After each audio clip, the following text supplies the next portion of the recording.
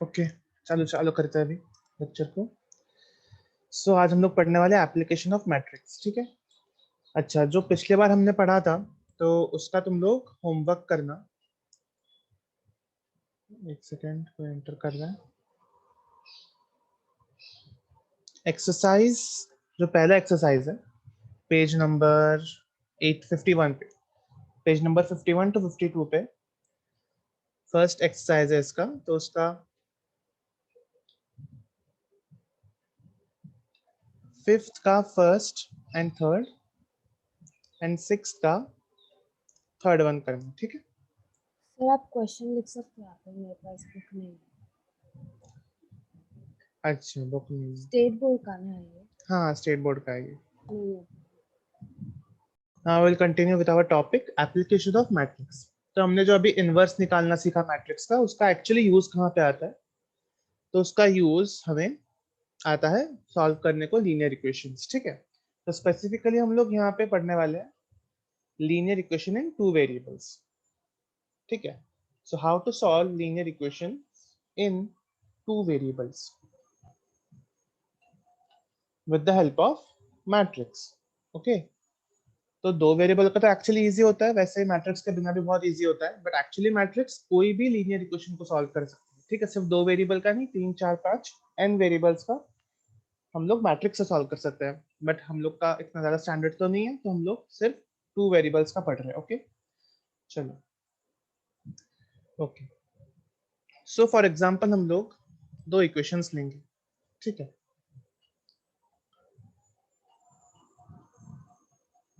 Suppose हम लोग ने लिया दो इक्वेशन, टू वेरिएबल्स, और हम लोग थ्री वेरिएबल्स भी करेंगे, ठीक है, टू एंड थ्री, ठीक है। थ्री वेरिएबल्स तक भी जाएंगे। तो हम लोग सीधा एग्जांपल लेते हैं थ्री वेरिएबल्स का। तीन इक्वेशन लेते हैं, a1x plus b1y plus c1z is equals to dy, ठीक है। एकदम जनरलाइज्ड इक्वेशन ले रहा हूं मैं, ठीक है, सबके लिए एप्लीकेबल होगा ये। सो मैं ये दिखा रहा हूँ कि कैसे आया है ये, ठीक है। मेथड ऑफ इन्वर्जन, तो ये हम लोग पहला क्या कर रहे हैं, मेथड ऑफ इन्वर्जन, ठीक है। ये भी लिख लेता हूँ मैं। So first I am introducing method of inversion. The first equation is this, second equation will be different. Okay, x y z तो सेम ही रहेगा, x y z तो वेरिएबल्स है, उसमें कुछ प्रॉब्लम नहीं होगा। Equations will be different. तो ये मैंने क्या लिख दिया, तीन इक्वेशन, तीन लीनियर इक्वेशन लिख दिए मैंने, ठीक है। तो कितने वेरिएबल्स है इसमें, तीन वेरिएबल्स है, तो तीन वेरिएबल्स के लिए तीन इक्वेशन लगता है सॉल्व करने को, ठीक है। तो थोड़ा कम्बरसम हो जाएगा सॉल्व करना अगर हम लोग हाथ से सॉल्व करने गए, तो मतलब सब्स्टिट्यूशन मेथड से अगर सॉल्व करने गए तो थोड़ा सा लंबा हो जाएगा, तो हम लोग इसलिए मैट्रिक्स यूज करते हैं, ठीक है। तो इसमें क्या करते हैं हम लोग मैट्रिक्स बनाते हैं। मैट्रिक्स किसका बनाते हैं,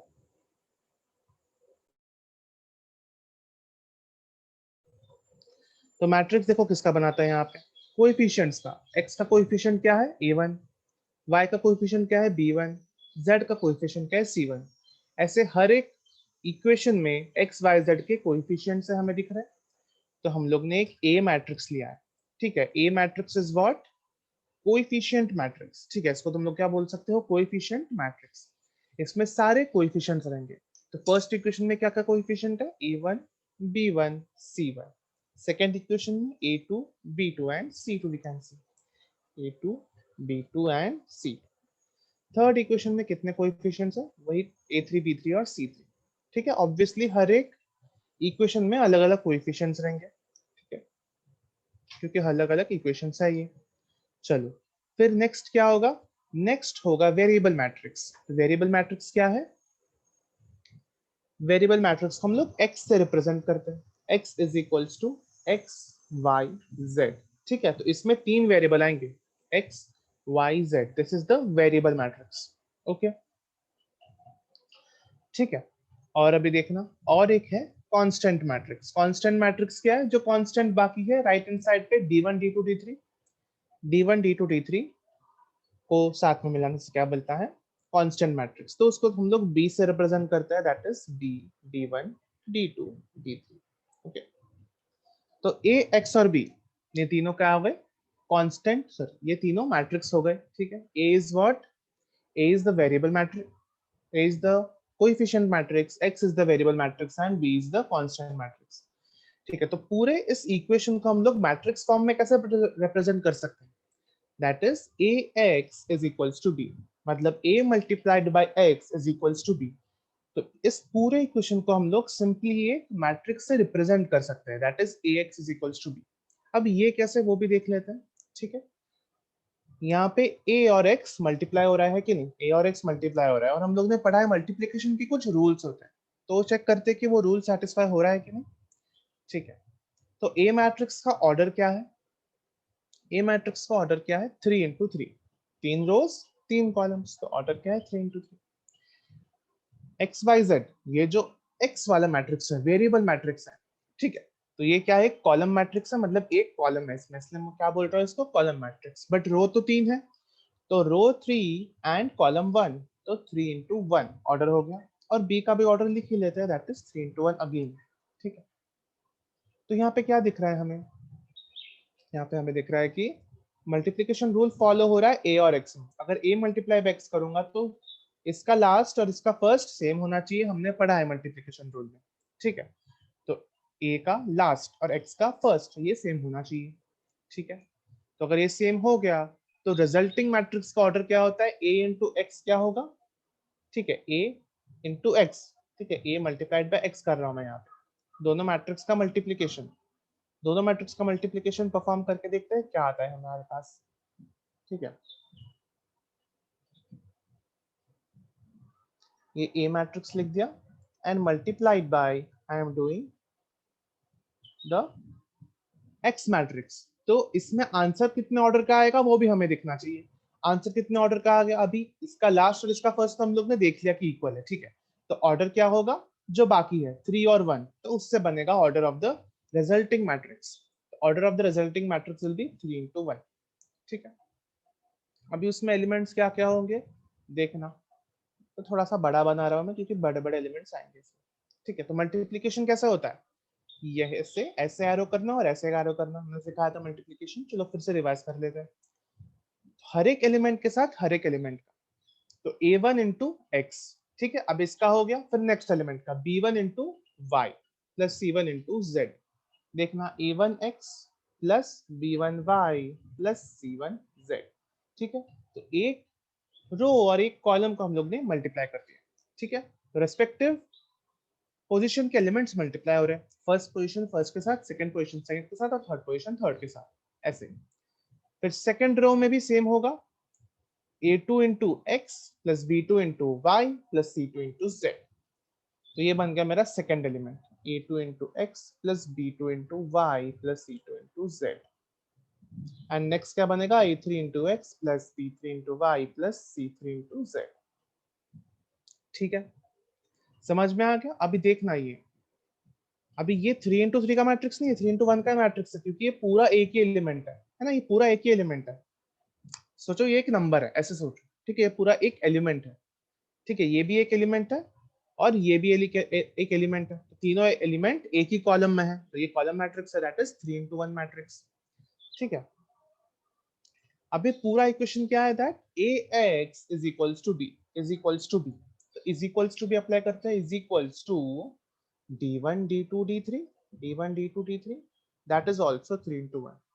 ठीक है, और अभी देखना, जब दोनों मैट्रिक्स इक्वल होंगे ऑब्वियसली उनके ऑर्डर्स भी इक्वल होने चाहिए, तो दोनों का ऑर्डर इक्वल है, परफेक्ट. ठीक है, और क्या आ रहा है? और यहाँ पे आ रहा है देखना, इक्वल मतलब क्या? हर एक एलिमेंट मैट्रिक्स का इक्वल होना चाहिए. ठीक है, अगर ये दोनों मैट्रिक्स इक्वल है, ये क्या है? a इंटू एक्स और ये क्या है? Is equals to b. ठीक है, हर एक एलिमेंट मैट्रिक्स का इक्वल होना चाहिए, मतलब this element should be equal to this element, this element should be equal to this element and this element should be equal to this element, है कि नहीं? तो अगर हम लोग देखेंगे a1x plus b1y plus c1 that is equals to d1, तो हमारे पास फिर से हमारा पहला इक्वेशन आ जाएगा, और हम लोग को रिस्पेक्टिवली सेकंड और थर्ड इक्वेशन भी मिल जाएंगे. a2x plus b2y plus c2z equals to d2, a3x plus b3y plus c3z equal to d. तो ऐसे हम लोग वेरीफाई कर सकते हैं कि हमारा जो ये इक्वेशन है ये परफेक्ट है. ठीक है, ये परफेक्ट है. ओके, चलो, तो अभी इसको यूज करके आंसर कैसे निकालना है? ठीक है, बेसिकली में आंसर ही निकालना है इतना करके, ठीक है। तो आंसर कैसे निकालना है वो देख। तो हमने क्या क्या पढ़ा है यहाँ पे, coefficient matrix, variable matrix and constant matrix. चलो आते हैं कि कैसे इसको सॉल्व करते हैं। तो ax is equals to b, ये सिंपल इक्वेशन से हम लोग पहले शुरू करेंगे, ठीक है। Now we are multiplying a inverse, ठीक है। अभी हम लोग इसमें इनवर्स का यूज करेंगे, ओके। तो हम लोग प्री मल्टीप्लाई करेंगे। प्री मल्टीप्लाई मतलब pre multiplying a inverse on both sides. Pre multiplying का मतलब होता है जो भी टर्म है यहाँ पे उसके पहले मल्टीप्लाई करना ए इनवर्स को, ठीक है। और अगर उसके बाद मल्टीप्लाई करना होगा तो हम लोग लिखेंगे पोस्ट मल्टीप्लाइंग, ठीक है। क्योंकि मैट्रिक्स में we know that A into B is not equal to B into A, ठीक है।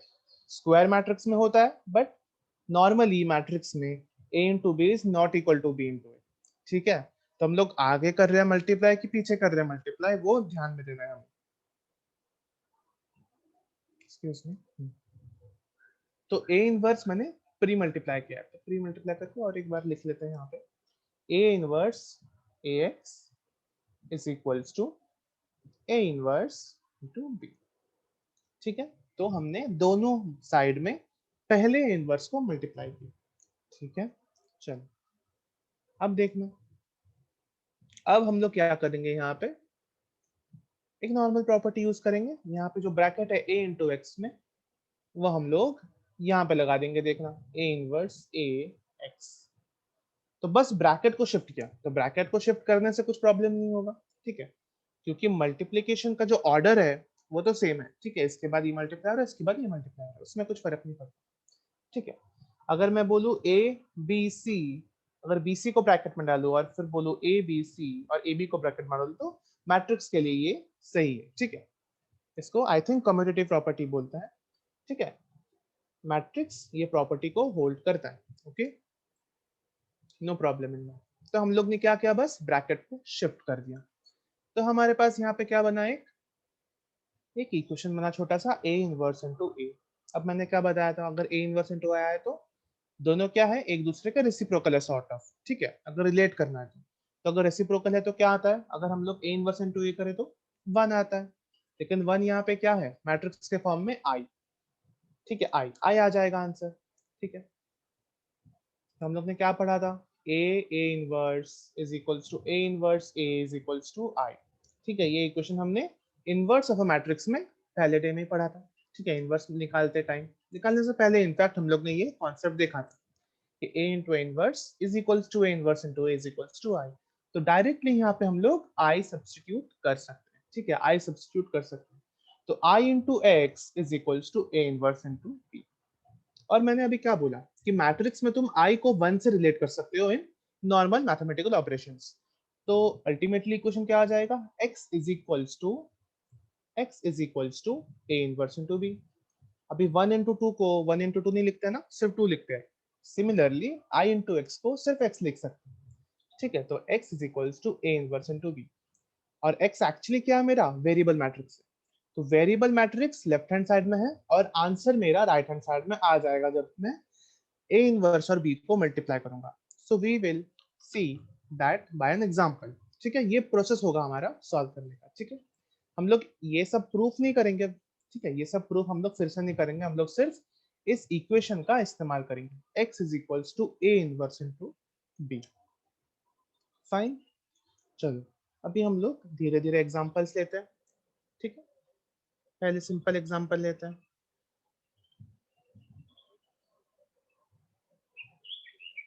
ओके, सो टेक्स्ट बुक से ले रहा हूं एग्जांपल 1, ठीक है। एग्जांपल 1 लीनियर इक्वेशन इन 2 वेरिएबल्स का क्वेश्चन है, ठीक है। तो 2 वेरिएबल में भी सॉल्व कर सकते हैं, वो हम लोग देखते हैं। तो 2x plus 5y is equals to 1 is the first equation, and what is the second equation, it is 3x plus 2y is equals to 7, ठीक है। ये हमारे पास इक्वेशन आ गए। अभी हमें 3 मैट्रिक्स बनाने हैं, ठीक है, स्टेप बाय स्टेप करना है। तो हमें 3 मैट्रिक्स बनाना है। First is the coefficient matrix denoted by A, that is 2 5 3 2। बन गया, देखो 2 5 3 2, सिंपल। ओके, चलो नेक्स्ट क्या है, variable matrix that is x. X is equals to, variable कितने हैं, 2 वेरिएबल है, तो एक्स और 1, ठीक है, समझ में आ गया। और मेरे पास है constant matrix B that is 1 and 7, ठीक। तो अल्टीमेटली आंसर निकालने के लिए हमें चाहिए क्या, क्या पढ़ा हम लोग ने, x is equals to A inverse into B, यही पढ़ा ना हम लोग ने सिर्फ। अगर अल्टीमेट रिजल्ट को देखें इसके, तो यही हम लोग यूज करने वाले। तो सिंपली हमें क्या निकालना है, इनवर्स निकालना है, इसलिए इसको बोलते हैं मेथड ऑफ इन्वर्शन। तो ए इनवर्स क्या है इसका, तो इसका इनवर्स किसी भी मेथड से निकाल सकते हो, एडजॉइंट से या फिर एलिमेंट्री ट्रांसफॉर्मेशन से, ठीक है। तो अगर हम लोग इनवर्स निकालेंगे इसका तो क्या आएगा, जल्दी मैं निकालता हूँ।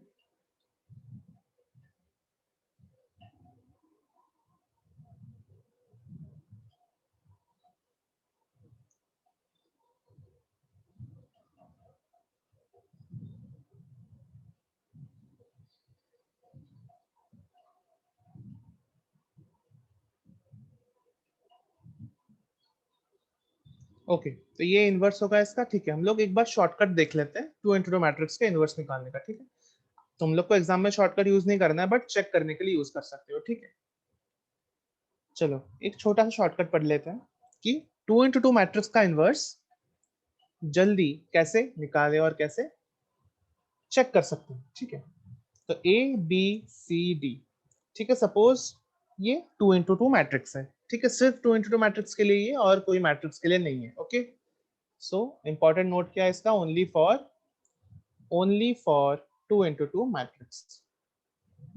3 into 3 के लिए पूरा मेथड लगाना पड़ेगा, जो भी निकाल रहे हो एडजॉइंट से या फिर एलिमेंट्री ट्रांसफॉर्मेशन से, पूरा मेथड तुम्हें यूज करना पड़ेगा। बट 2 into 2 के लिए तुम लोग चेक कर सकते हो, कहीं गलती हो रही है यहाँ पे तो चेक कर सकते हो, ठीक है। तो इसका आंसर क्या होता है, जैसे हम लोग ने पढ़ा adjoint of A divided by determinant of A, ठीक है। ये होता है सिंपल इनवर्स का फॉर्मूला। तो इसमें क्या हो जाता है, डिटरमिनेंट ऑफ ए तो हमें दिख रहा है इजीली क्रॉस मल्टीप्लीकेशन से, A D, A into D minus B into C, ये डिटरमिनेंट निकल चुका है, ठीक है। ये क्या है डिटरमिनेंट, तो यहाँ पे मैं मॉड ही लिखता हूँ, डिटरमिनेंट ऑफ ए लिखता हूँ, और यहाँ पे देखो क्या लिखते हैं हम लोग, 1 upon a d minus b c, ये क्या निकल गया डिटरमिनेंट। और मैट्रिक्स एडजॉइंट ऑफ ए का शॉर्टकट क्या है, यहाँ पे एडजॉइंट ऑफ ए डायरेक्टली कैसे लिख सकते हैं इस मैट्रिक्स का, देखना ए और डी को रिवर्स कर दो, मतलब ए और डी का पोजीशंस इंटरचेंज कर दो, तो क्या आ जाएगा डी और ए, ठीक है। ए और डी का पोजीशंस इंटरचेंज करके बी और सी में नेगेटिव साइन अप्लाई करो, ठीक है। बी और सी में क्या अप्लाई करते हो, negative sign, minus B minus C, okay. तो इससे एडजॉइंट जल्दी मिल जाएगा, ठीक है।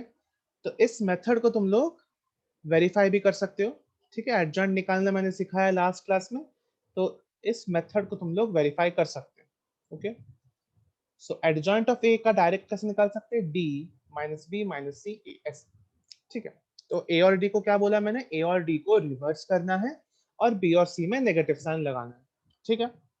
बट एग्जाम में शॉर्टकट नहीं अप्लाई करना है, सॉल्व करना है, ठीक है। कॉम्पिटिटिव एग्जाम्स के लिए शॉर्टकट ठीक है, ओके।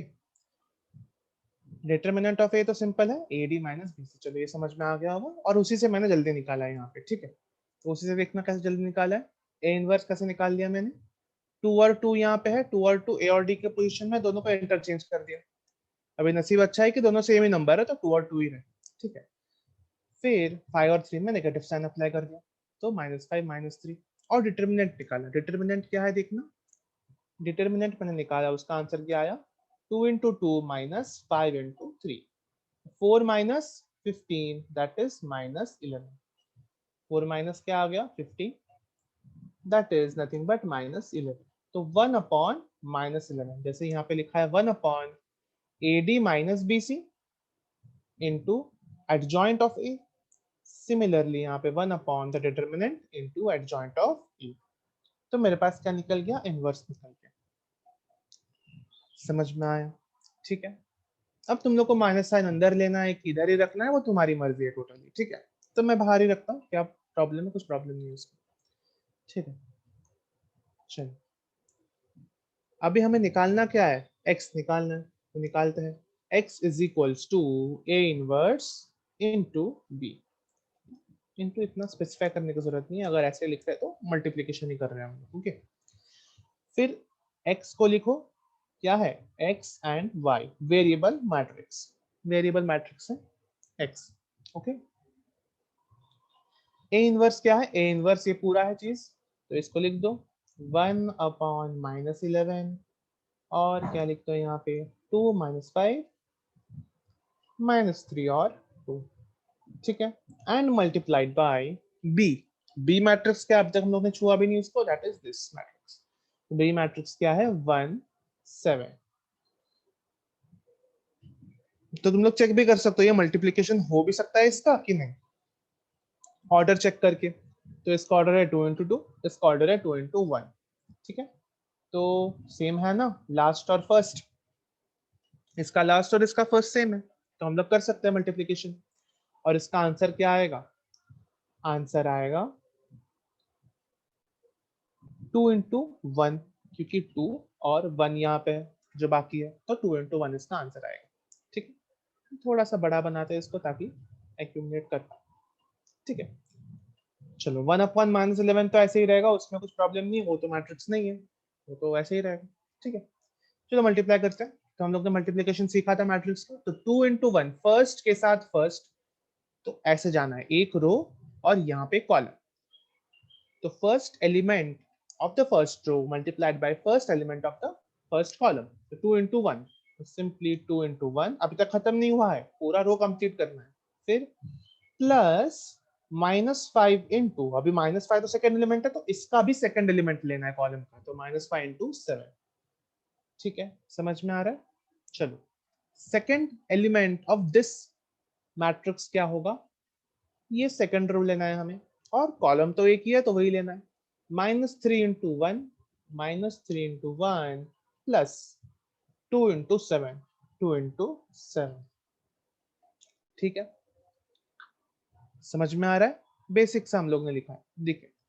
तो यहाँ पे देखना दो ही एलिमेंट है, ये कॉलम मैट्रिक्स है, ऊपर एक एलिमेंट है और नीचे एक एलिमेंट है, जैसे कॉलम मैट्रिक्स में होता है।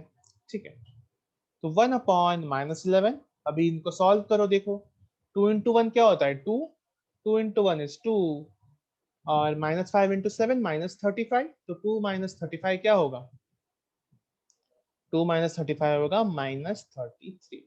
ठीक है, फिर नीचे वाला सॉल्व करो, -3 प्लस 14, -3 प्लस 14, उसका आंसर क्या होगा, 11। ठीक है, -3 प्लस 14 का आंसर क्या होगा, 11 होगा। ठीक है, और लेफ्ट हैंड साइड में हमेशा x और y है। ठीक है, ये भी है। चलो, दिख रहा है अभी 2 इंटू 1 मैट्रिक्स, एक कॉलम मैट्रिक्स है जिसका पहला एलिमेंट है -33 और दूसरा एलिमेंट है 11।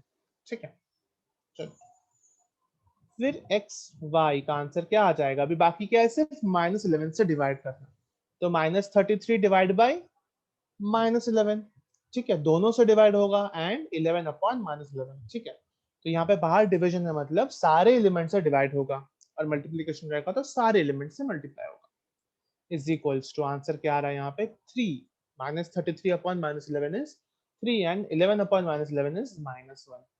तो अल्टीमेटली आंसर क्या आ रहा है, अल्टीमेटली आंसर क्या आ रहा है हमारे पास, देखना यहाँ पे क्या आ गया, x y variable matrix is equals to 3 and -1। तो हम लोग क्या कंक्लूड कर सकते हैं, x is equals to 3 and y is equals to 1, x is equals to 3 and y is equals to -1।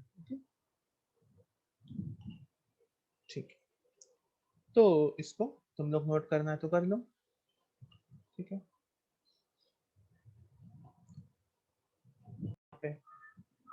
तो यहाँ पे कितने इक्वेशंस है, 3 इक्वेशंस है, so 1, equation number 2 and equation number 3। ठीक है, सेम स्टेप्स है, देखते जाना, सेम स्टेप्स है, पर 3 इंटू 3 का इनवर्स निकालना है, वही एक बड़ा स्टेप है और कुछ नहीं। ठीक है, तो बट ए मैट्रिक्स क्या है, कोएफिशिएंट का मैट्रिक्स। तो लास्ट टाइम 2 into 2 मैट्रिक्स था बिकॉज 2 इक्वेशंस थे, तो यहाँ पे 3 into 3 मैट्रिक्स बनेगा बिकॉज यहाँ पे 3 इक्वेशन है। तो यहाँ पे डाउट आता है कि यहाँ पे एक्स का कोएफिशिएंट क्या है, कुछ तो है नहीं चैप्टर केस में।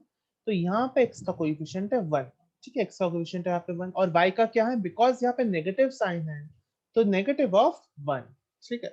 तो ये ध्यान में रखना, कंफ्यूजन मत करना, ठीक है। तो यहाँ पे 1 -1 और 1 आ जाएगा, ठीक है, कि z का कोएफिशिएंट प्लस कुछ नहीं है मतलब 1, ठीक है।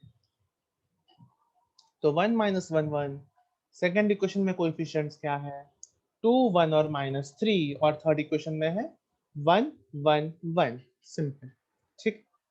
नेक्स्ट क्या है, variable matrix. Variable matrix is nothing but x y z, okay. और फिर कांस्टेंट मैट्रिक्स में 4 0 2।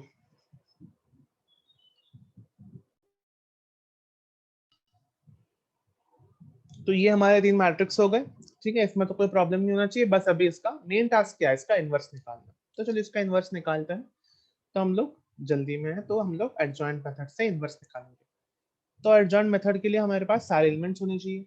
a11 is equals to 1, a12 is equals to -1, a13 is equals to 1, ठीक है।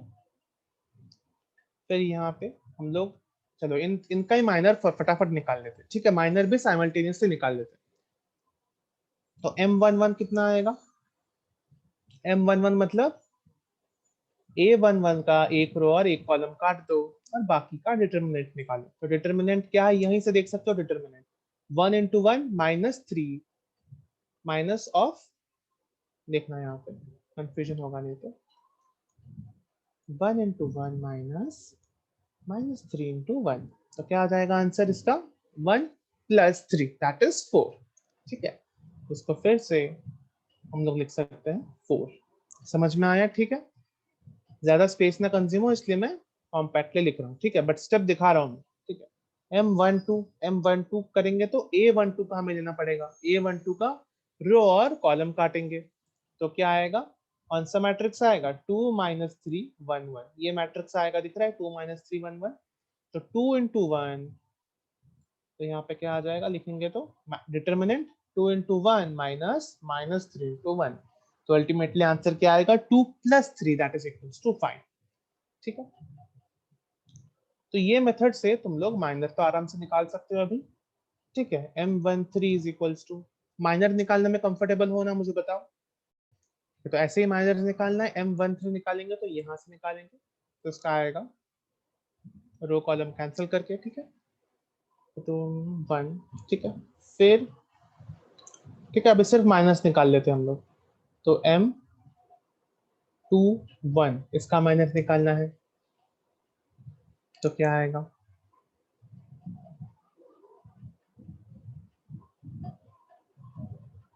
-2, ठीक है। m22 का माइनस निकालना है, तो इधर से तो 0।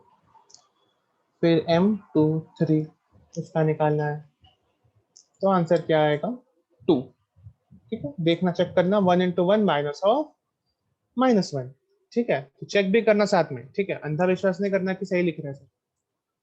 m31 क्या है, m31 3 - 1 2। m32 क्या है, m32 मतलब इधर का रो और इधर का कॉलम, इधर का रो इधर का कॉलम, ऐसा कैंसिल करना पड़ेगा। तो क्या आ जाएगा, -5। और m33 बाकी है, वो क्या आएगा, m33 1 + 2 दैट इज 3, ओके। तो ये माइनस आ गए मेरे पास, ठीक है। तो माइनस निकालने के बाद एडजॉइंट मिलना बहुत ही आसान, ठीक है। माइनस निकालने के बाद एडजॉइंट मिलना बहुत ही आसान है। तो मैंने कैसे बताया उसको, कि इन सारे माइनर्स को एक जगह पे लिख दो, जैसे मैट्रिक्स में लिखता है 4 5 1, तो 4 5 1 -2 0 2 एंड 2 -5 3, 2 -5 3, ठीक है। ये हो गया। अभी इसमें क्या बोला था मैंने, प्लस माइनस लगाना, ठीक है, प्लस माइनस लगाना।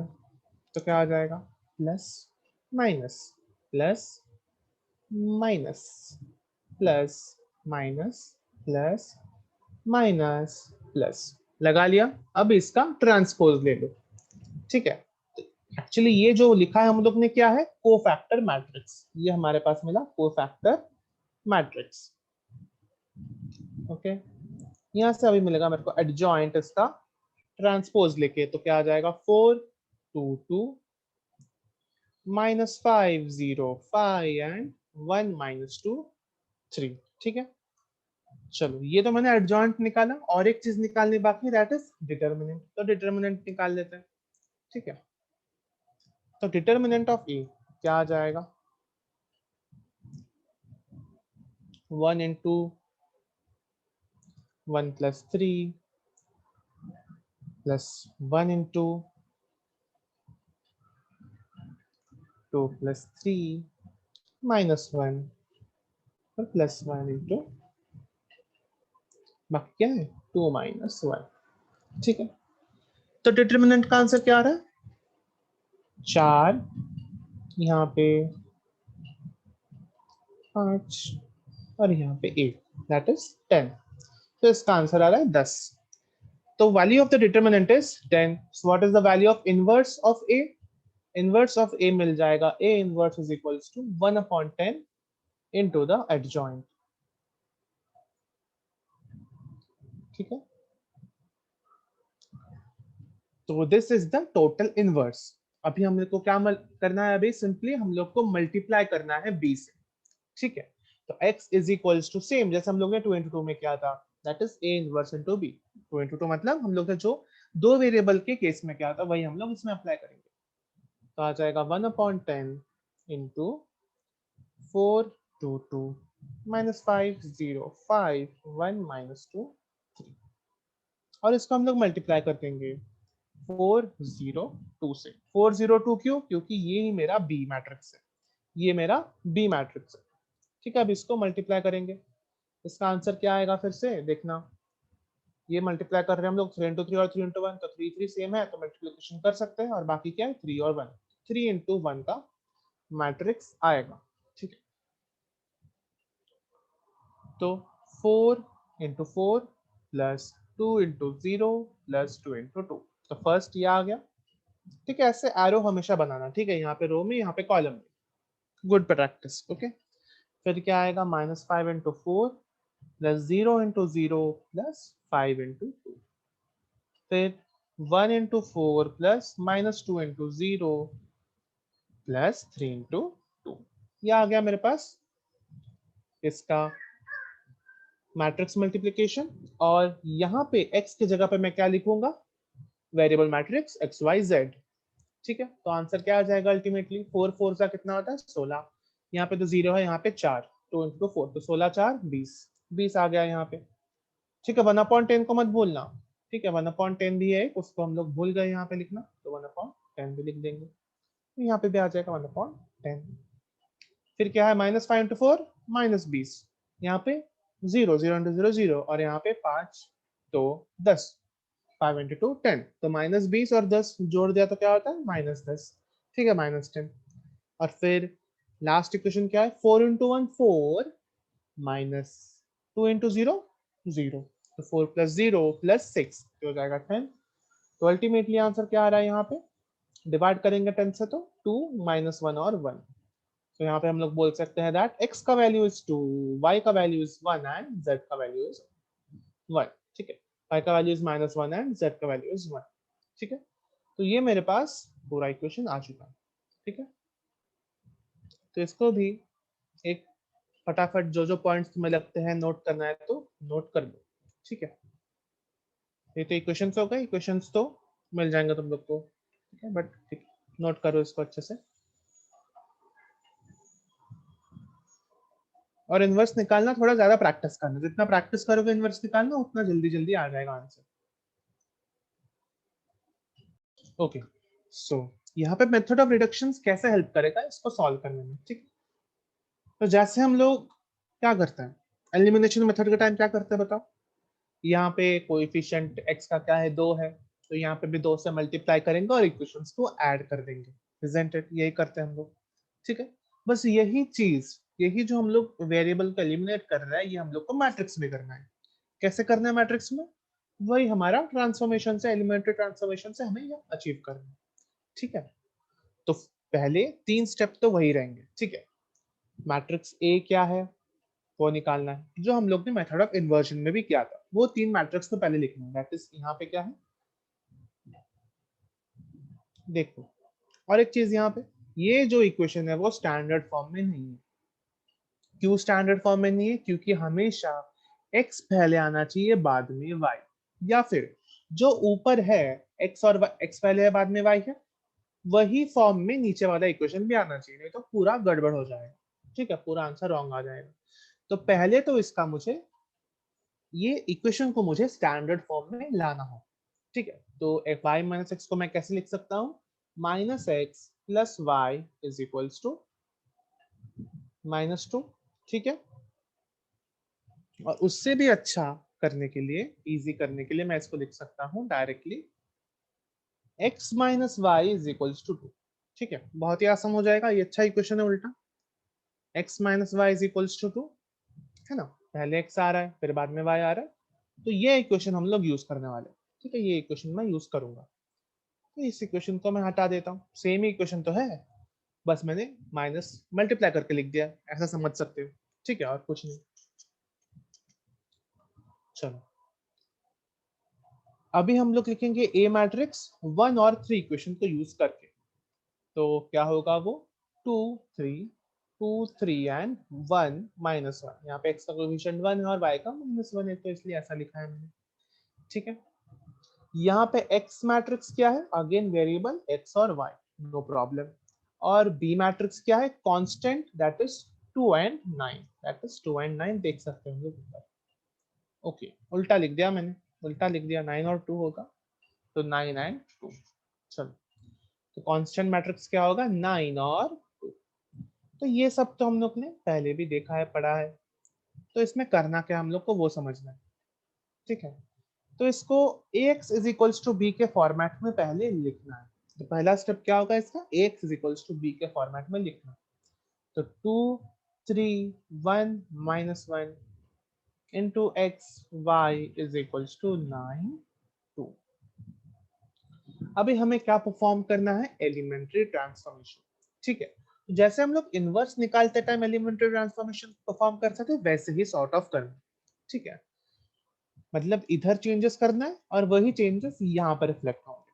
ठीक है, तो अभी क्यों करना एलिमेंट्री ट्रांसफॉर्मेशन ये जानते हैं। एलिमेंट्री ट्रांसफॉर्म इसलिए करना है ताकि हम लोग किसी वेरिएबल के कोएफिशिएंट को जीरो कर सके, इजंट इट? किसी वेरिएबल के कोएफिशिएंट को जीरो कर सके। ठीक है, उससे क्या होगा हम लोग देखेंगे आगे। मतलब क्या, कोएफिशिएंट्स तो यही सब है ना, कोएफिशिएंट्स, तो उसमें से किसी भी एक को जीरो करना चाहिए।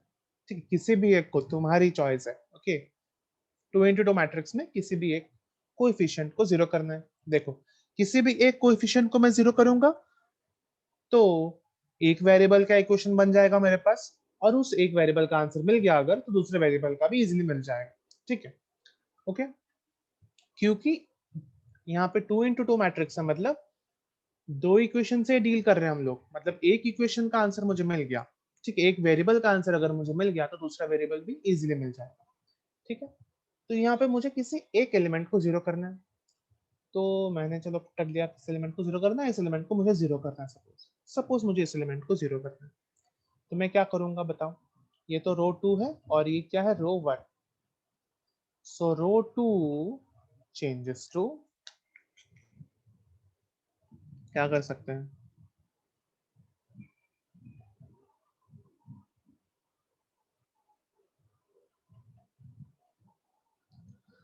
रो 2 माइनस रो 1 डिवाइड बाई 2। ठीक है, ऐसे कर सकते हैं। ओके, ठीक है, थोड़ा कैलकुलेशन स्टफ हो सकता है, ठीक है, इसमें प्रॉब्लम नहीं है। तो R2 changes to R2 minus R1 upon 2, ये मैंने कर दिया। तो क्या हो जाएगा देखना, R1 में तो कोई चेंज नहीं होगा, 2 और 3। ठीक है, 2 और 3 इसमें तो कोई चेंज होगा ही नहीं, बस R2 में चेंज होगा। तो R2 का पहला एलिमेंट ऑब्वियसली जीरो हो जाएगा, क्योंकि मैंने उसको जीरो करने के लिए एलिमेंट्री ट्रांसफॉर्मेशन अप्लाई किया था। तो 1 माइनस 2 अपॉन 2, तो 1 R2 का 1 और R1 का 2 ऐसे लिया है मैंने, समझ में आया? 2/2 हो गया, तो 1 - 1 कितना आता है 0। तो सेम यहाँ पे करना है, -1 - 3/2, तो इसका आंसर क्या आएगा -5/2, -5/2। ठीक है, देखो ये तो हो गया। ये मैंने क्या किया अभी, किसी भी एक कोएफिशिएंट को, ठीक है तुम्हारी चॉइस है इसमें, किसी भी एक कोएफिशिएंट को यहाँ पे तुम लोग जीरो कर सकते हो। तो इस कोएफिशिएंट मैट्रिक्स में किसी भी एक कोएफिशिएंट को तुम लोग जीरो कर दो, बाकी काम अपने आप हो जाएगा। तो यहाँ पे लिख दो एक्स वाई, और जो चेंज यहाँ पे किया है वही सेम चेंज तुम्हें यहाँ पे भी करना है। ठीक है, तो यहाँ पे क्या चेंज हो रहा है, सिर्फ रो 2 चेंज हो रहा है, तो रो 1 में कुछ चेंज हो रहा नहीं है, तो 9 यहाँ पे वही रहेगा, 9 को चेंज नहीं करना। बट रो 2 चेंज हो रहा है, मतलब रो 2 किस में चेंज हो रहा है, रो 2 माइनस रो 1/2। तो रो 2 की जगह पे लिखूंगा मैं रो 2 का एलिमेंट माइनस रो 1 का एलिमेंट डिवाइड बाय 2, सिंपली ये आ जाएगा। समझ में आ रहा है? ठीक है, तो इसको अच्छे से लिखते हैं अभी, मतलब 2 - 9/2 करते हैं, क्या आता है 2 - 9/2, 4 - 9 -5/2, तो ये आ जाएगा -5/2। बस अभी फिर से इक्वेशंस को लिखो, ठीक है, तभी समझ में आ जाएगा कि क्या फायदा हुआ इसमें। ठीक है, फिर से इक्वेशंस को लिखो, मतलब फिर से a इंटू एक्स को मल्टीप्लाई करो, क्या आ रहा है 2 into x plus 3 into y, तो 2 इंटू एक्स प्लस,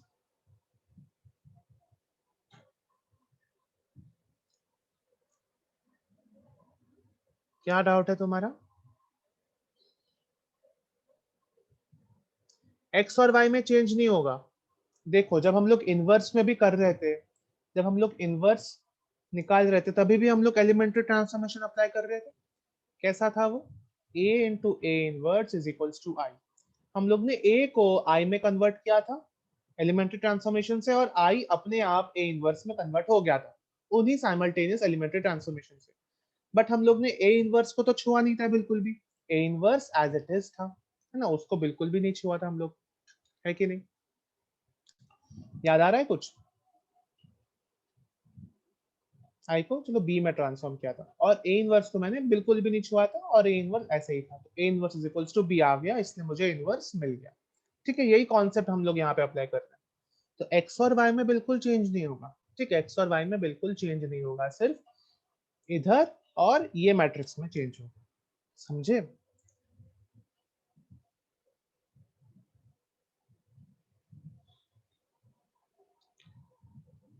तो जैसे हम लोग ने इनवर्स ऑफ अ मैट्रिक्स निकाला था, उसी कॉन्सेप्ट पे ये मेथड ऑफ रिडक्शन भी फॉलो कर रहा है, ठीक है, एटलीस्ट स्टेप्स में।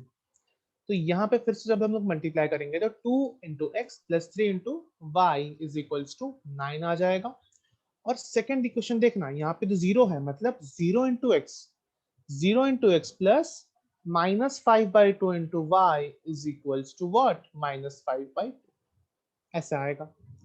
बट 0 इंटू एक्स तो 0 होता है, ठीक है, -5/2 वाई इज इक्वल्स टू -5/2, इसमें मैं क्या करूंगा -5/2 कैंसिल करूंगा, और y का वैल्यू आ जाएगा 1। तो इंस्टेंटली मेरे पास y का वैल्यू आ चुका है। y का वैल्यू जैसे ही आता है वो हम लोग कहाँ पर डालेंगे, पहले इक्वेशन में, तो क्या बन जाएगा 2x plus 3 into 1 is equals to 9, तो 2x is equals to 6 and x is equals to 3, ये आंसर आ जाएगा। समझ में आया? ठीक है, तो जैसे ही हम लोग ने मेथड ऑफ रिडक्शन फॉलो किया, y तुरंत मिल गया, और y को सब्स्टिट्यूट करके x भी जल्दी मिल गया। ठीक है, this is the example of method of reduction. ठीक है, और इंपॉर्टेंट पॉइंट क्या है, इस x y में कोई चेंज नहीं होगा। जैसे हम लोग ने मेथड ऑफ इन्वर्जन में पढ़ा था, हम लोग ने जब एलिमेंट्री ट्रांसफॉर्मेशन अप्लाई किया था, तो ए आई में हम लोग ने एलिमेंट्री ट्रांसफॉर्मेशन से एलिमेंट्री ट्रांसफॉर्म से हम लोग ने इसको लाया था, ए को आई में लाया था, ठीक है, और आई भी साइमल्टेनियस एलिमेंट्री ट्रांसफॉर्मेशन से बी में कन्वर्ट हो गया था। बट हम लोग ने ए इनवर्स को बिल्कुल भी टच नहीं किया, तो ए इनवर्स था उसको बिल्कुल भी टच नहीं किया। ठीक है, इसलिए लास्ट में मुझे A inverse is equals to B answer आ गया। ठीक है, तो ऐसे ही काम करता है एलिमेंट्री ट्रांसफॉर्मेशन। चलो अभी इसको तुम लोग नोट कर लो, ठीक है, यहाँ से मेथड ऑफ रिडक्शन से इसका भी हम लोग 3 इंटू 3 वाला सॉल्व करेंगे। ठीक है,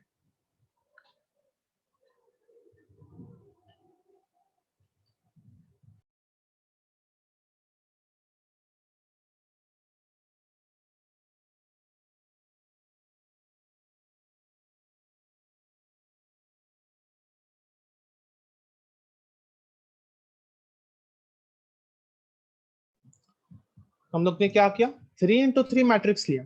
ठीक है, 3 into 3 मैट्रिक्स क्यों लिया हम लोग ने, क्योंकि 3 इक्वेशन है और 3 वेरिएबल है इस क्वेश्चन में।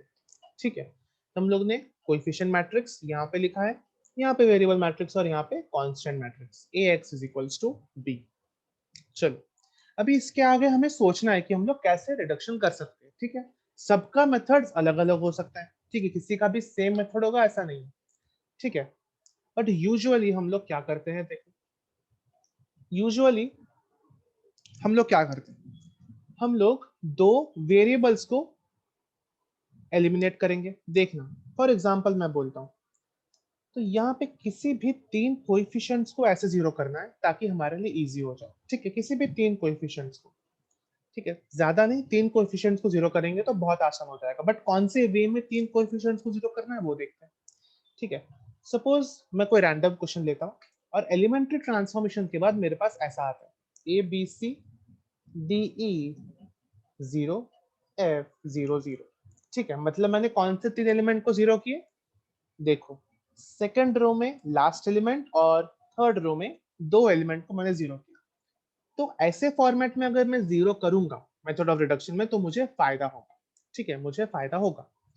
क्यों फायदा होगा देखना, अगर मैं यहाँ पे पूरा लिखूं x y z is equals to D1 D2 D3, for example मैं लिख रहा हूँ जनरलाइज्ड इक्वेशन में लिखा हूँ इसमें, अगर मैंने इन तीनों को जीरो कर दिया तो मुझे फायदा क्या होगा, डायरेक्टली मुझे क्या मिल रहा है, आंसर मिल रहा है। ठीक है, f into x is equals to D3, तो x का वैल्यू मिल गया D3/f, डायरेक्टली मिल गया। ठीक है, जनरलाइज्ड वे है। ठीक है, तो x का वैल्यू यहाँ पे जब मिल जाएगा तो हम लोग सेकंड इक्वेशन यूज कर सकते हैं, that is dx plus ey is equals to D2। ये यूज कर सकते हैं और x का वैल्यू डायरेक्ट सब्स्टिट्यूट करके y का वैल्यू निकल सकता है। जैसे y का वैल्यू आ गया, मतलब हमारे पास दो वैल्यूज है x और y, तो हम लोग फर्स्ट इक्वेशन यूज कर सकते हैं। ठीक है, तो ये एक जनरलाइज्ड वे है सॉल्व करने का, बट डिफरेंट मेथड्स भी हो सकते हैं जो हम लोग यहाँ पे अप्लाई करेंगे ना। ठीक है, यहाँ पे हम लोग अप्लाई करेंगे। और यहाँ पे जो मैंने बोला है, ठीक है, यहाँ पे जो मैंने बोला है, क्या बोला है कि एक रो में 2 जीरोस होना चाहिए और दूसरे रो में 1 जीरो हम लोग चलेगा। ठीक है, तो एक रो में 2 जीरोस और दूसरे रो में 1 जीरो। ठीक है, अगर ऐसे हम लोग करेंगे तो आंसर आ जाएगा, इसमें प्रॉब्लम नहीं होगा। ठीक है, और स्पेसिफिकली थर्ड रो में ही 2 जीरो आना चाहिए ऐसा कुछ नहीं है। ठीक है, थर्ड रो में ही 2 जीरो आना चाहिए ऐसा कुछ नहीं है, कोई भी रो में 2 जीरो आ सकता है और कोई भी दूसरे रो में 1 जीरो आ सकता है। ठीक है, तुम्हारी मर्जी है। तो हम लोग देखते हैं, इस क्वेश्चन को सॉल्व करते हैं पहले। ठीक है, तो सोचते हैं कि रिडक्शन कैसे कर सकते हैं। ठीक है, सबसे पहले मुझे यहाँ पे दिख रहा है 1 1 1 1। ठीक है, तो इसको मुझे सब्ट्रैक्शन करने का बहुत मन कर रहा है। ठीक है, क्योंकि मुझे दिख रहा है ये कि अगर मैं 1 - 1, अगर मैं रो 3 - रो 1 करूंगा तो मेरा जीरो बनेगा रो 3 में, है कि नहीं। रो 3 में अगर मुझे जीरो बनाना है तो डायरेक्टली बन रहा है 1 - 1 1 - 1 बन रहा है कि नहीं, 2 जीरोस ऑलरेडी बन चुके हैं मेरे, तो मेरा बहुत काम आसान हो सकता है। तो मैं क्या करूंगा, पहला स्टेप, रो 3 चेंजेस टू रो 3 - रो 1, ये मैंने कर दिया। ठीक है, तो ये मैट्रिक्स क्या बन गया, बताओ ये मैट्रिक्स क्या बन जाएगा। रो 1 में कोई चेंजेस नहीं होगा 1 1 1, रो 2 में कोई चेंजेस नहीं होगा 2 3 2, और रो 3 क्या बन जाएगा 0 0 1, है ना, 0 0 1, क्योंकि रो 3 माइनस मैंने किया है रो 1। ठीक है, सिमिलरली देखो ये तो एज इट इज रहेगा, ये तो as it is XY Z यही रहेगा। ठीक है, बट इसको भी सिमिलरली मुझे चेंज करना पड़ेगा, रो 3 चेंजेस टू रो 3 - रो 1। ठीक है, तो रो 1 और रो 2 तो सेम, क्योंकि रो 1 और रो 2 तो चेंज नहीं हो रहा है, बस रो 3 चेंज हो रहा है। रो 3 - रो 1 मतलब 4 - 1, दैट इज 3, ये आ जाएगा मेरे पास। ठीक है, अब एक ही स्टेप मेरे पास है, मेरे पास एक रो में 2 जीरोस आ गए, अभी बाकी किसी भी एक रो में मुझे 1 जीरो आ गया तो मेरा काम बन गया। ठीक है, मेरा काम बन गया। ठीक, बट ठीक है, उससे भी अच्छा तो हो सकता है ना, उससे भी अच्छा मुझे दिख रहा है, यहाँ पे 1 दिख रहा है, यहाँ पे 2 दिख रहा है, और यहाँ पे भी 1 दिख रहा है, यहाँ पे भी 2 दिख रहा है। तो मैं उससे भी अच्छा अगर कर सकता हूँ तो उससे भी अच्छा करते हैं। देखना कैसे करते हैं, मैं क्या करूंगा, रो 1 विल चेंज टू, रो 1 को नहीं चेंज करते, रो 2 को भी चेंज कर सकते हैं। Row two changes to row two minus two into row one. ये क्यों किया मैंने, देखना, टू और वन के साथ अगर मुझे जीरो चाहिए, मेरे पास दो और यहाँ पे वन है, और अगर मुझे जीरो चाहिए तो मुझे वन को टू से मल्टीप्लाई करना पड़ेगा और सब्ट्रैक्ट करना पड़ेगा, सिंपल। ठीक है, वन को टू से मल्टीप्लाई करके इस टू से मुझे सब्ट्रैक्ट करना पड़ेगा, तभी जाके मेरे पास जीरो आएगा। ठीक है, ये वन कहाँ पे है, रो वन में है, तो इसलिए दो से मल्टीप्लाई किया मैंने रो वन को।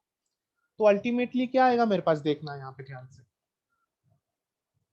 रो वन में चेंज नहीं कर रहा, रो वन में one one one as it is रहेगा। ठीक, रो टू को मैंने चेंज किया row two minus two into row one में।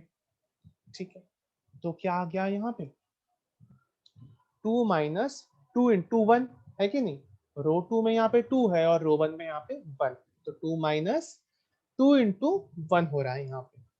ठीक है, तो यहाँ पे क्या आ गया, जीरो आ गया, because two minus two zero. और सेम कॉम्बिनेशन यहाँ पे है, तो यहाँ पे मैं जीरो लिख सकता हूँ। और यहाँ पे क्या आएगा, three minus two into one, तो three minus one that is, sorry, three minus two that is one. Okay, excuse me. अभी रो थ्री में देखो, रो थ्री में तो कोई चेंज है ही नहीं, तो ये जीरो जीरो वन।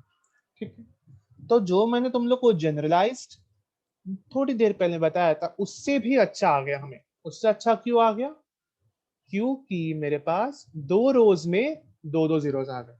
ठीक है, अभी इससे आगे कोई सॉल्व करने की जरूरत नहीं है, इससे आगे रिडक्शन करने की जरूरत ही नहीं है। क्यों, ध्यान से देखना, अभी इक्वेशंस को लिखते हैं। ठीक है, इतना करने के बाद इक्वेशंस को लिखते हैं, बट हम लोग ने एक वाइटल स्टेप छोड़ दिया, क्या, हम लोग ने इसको चेंज नहीं किया। अगर ऐसा करोगे तो पूरा मार्क्स जाएगा और आंसर रॉन्ग आ जाएगा। ठीक है, तो साथ में साइमल्टेनियसली इसको चेंज करना है। तो चेंज क्या हो रहा है, रो टू चेंज हो रहा है, तो रो वन और रो थ्री में एज इट इज लिख देता हूँ। अभी रो टू चेंज हो रहा है, कैसे, row two minus two into R one में, तो two minus two into one, तो क्या आंसर आ रहा है यहाँ पे, जीरो आ रहा है। ठीक है, बहुत ही बढ़िया, जीरो आ गया, चलो अच्छी बात है। ओके, तो भाई अभी इक्वेशंस क्या बन रहा है, थोड़ा लिस्ट आउट करते हैं। ठीक है, हमको जो चाहिए था रिडक्शन में, उससे ज्यादा ही हमें मिल गया, तो अच्छी बात है। तो यहाँ पे x plus y plus z is equals to one, पहला इक्वेशन ये बना। One into x plus one into y plus one into z equals to one.